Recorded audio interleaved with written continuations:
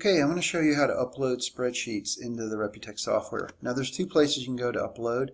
One is right here at this icon, and the other one is over here at this icon. Now either one will do the same thing, so you can just click it. It's going to open up the screen, and you can follow these steps to upload the spreadsheet. Now keep in mind, the spreadsheet has to be formatted properly, and it's a CSV spreadsheet. So I'm going to go ahead and click the Read More button to see an example. You can also download an example right here, and you can download the example of the CSV file right to your computer.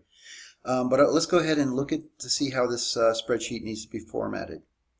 Now you noticed here each column has its own particular type of information that we need to put in there. You can have a header if you like, or you could not have a header. It doesn't really matter. If it's a header, it won't be included when you do the upload. Like, a header saying first name, last name, email address. So that's not so important. What's really important is that you get everything in the proper column. So the column A is first name, column B last name, column C email address, column D is the mobile number, column E is the address. Now E through I is all the address, which is the street, city, state, country, and zip. And then you have the employee first name and last name under these two columns. Now keep in mind that if you have the employee first name, like if you leave any information out on any of these, then you have to leave the columns blank. So in other words, you wouldn't want to take out all of this information and then move the employee first name on column E and the employee last name on column F, because it's going to show up in the wrong area. So you have to put the employee first name under the J, same with the last name has to be under K, the email address has to be under C, so you sort of get the idea how that works. Yeah, so if you have any information you're not adding in, just leave it blank for that column, and just make sure that each one is under the right column from A all the way to K. Now, adding the employee's name is really a great idea because you're going to be able to get that reporting that you have for the employee. If the address isn't so important, just leave the address out and just put the employee first name and last name under the J and K. So let's talk about another thing, and that is if you do put the address in, you want to be able to enter the country code in a two-letter, as you can see here, a two-letter ISO code. For example, if it's in the US, you're not going to put, United States here. You're going to put US, capital U, capital S. If you're in Australia, you're going to put capital A, capital U. So that's how the country code works. If you put in anything else besides the US, AU, or UK, if you're in the UK, you're going to have, it's not going to work properly. So just make sure this column H is done with the two-letter ISO code in that column. Another thing to keep in mind is that you need to have at least their first name, and we recommend doing their last name too because it's easier to look up the customer or patient. And then you can have either or. You can have either the email and or the cell phone. So in other words, if you have your rating type set for SMS and email, then I would recommend doing both of these. Even if you have one like missing email, it'll at least send to their cell phone. And if you have one, say a missing cell phone, it'll at least send to their email. But if you have the rating set for like email only, then it's not really important to have the cell phone, or vice versa. If you have SMS only, then the email isn't necessarily needed.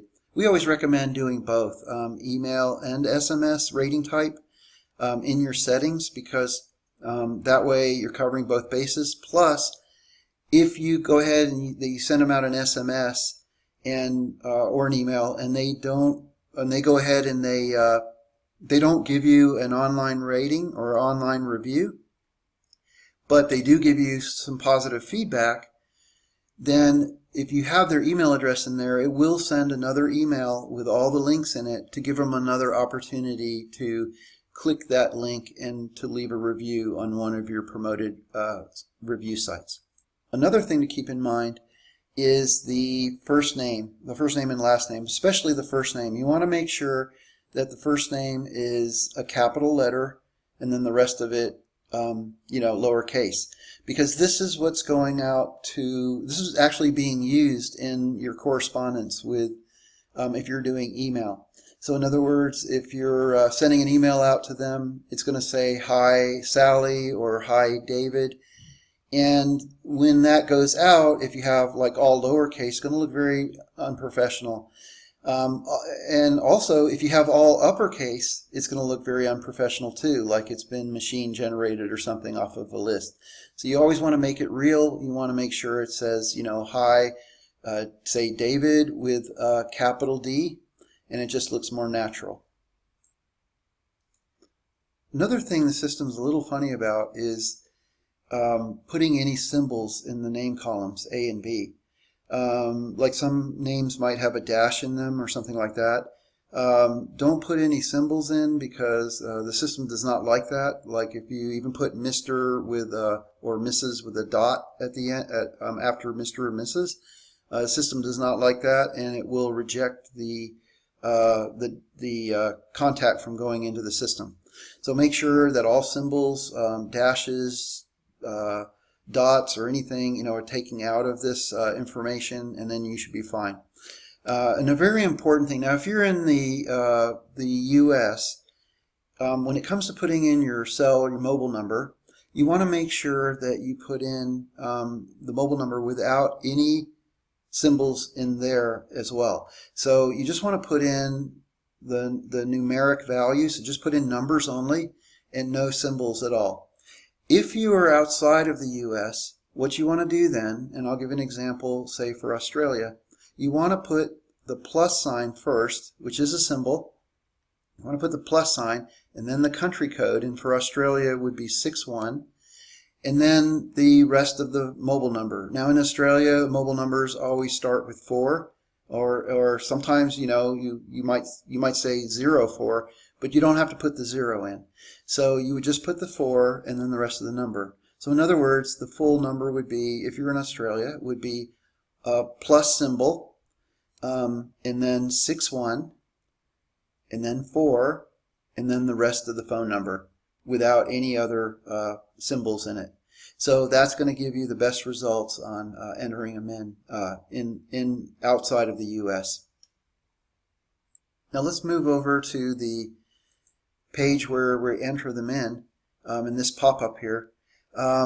We suggest before you do like a lot of contacts into the system, before you do a bulk upload, is to test it by putting yourself in there. Just do yourself, your name, first name, last name, email address, mobile number, and just add all that information in that you want to show, and then go ahead and upload that spreadsheet in, and then go in and test it. Like go into contacts, go over to action, drill down, go into the edit, and then you can drill into your information and see what has actually been left and see if it's okay.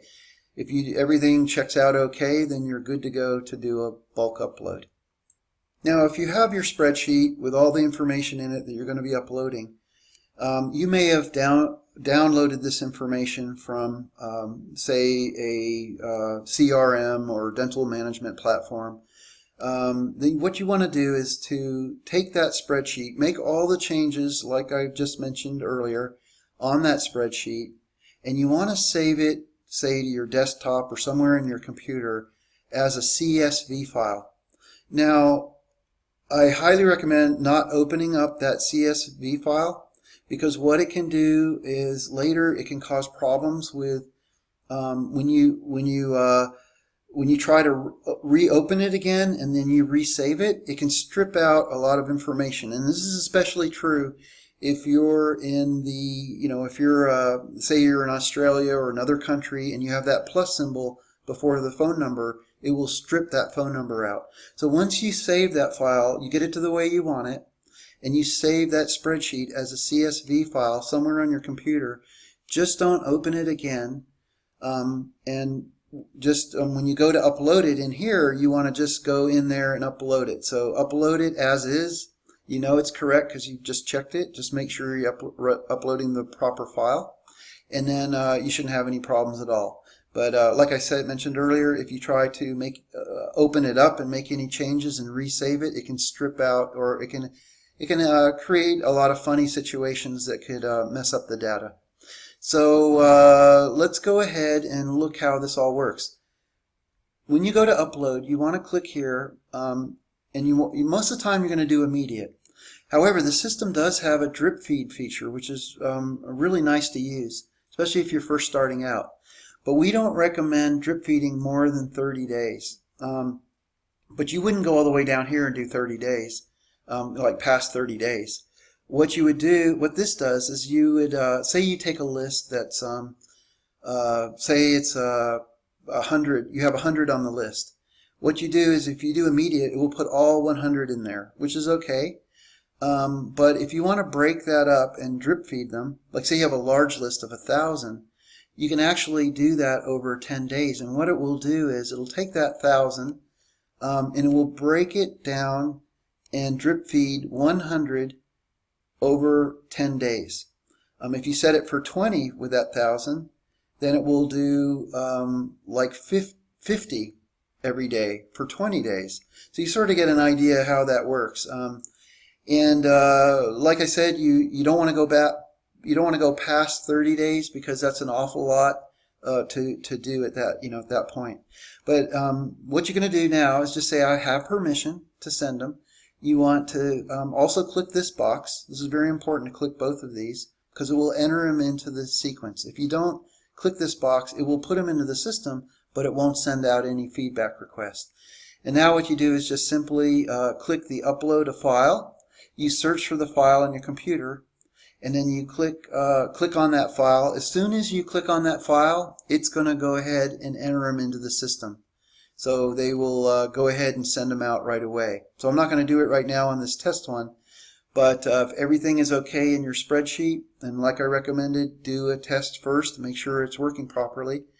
Everything checks out, then you'll feel more comfortable about uploading, hundreds or doing a big bulk upload.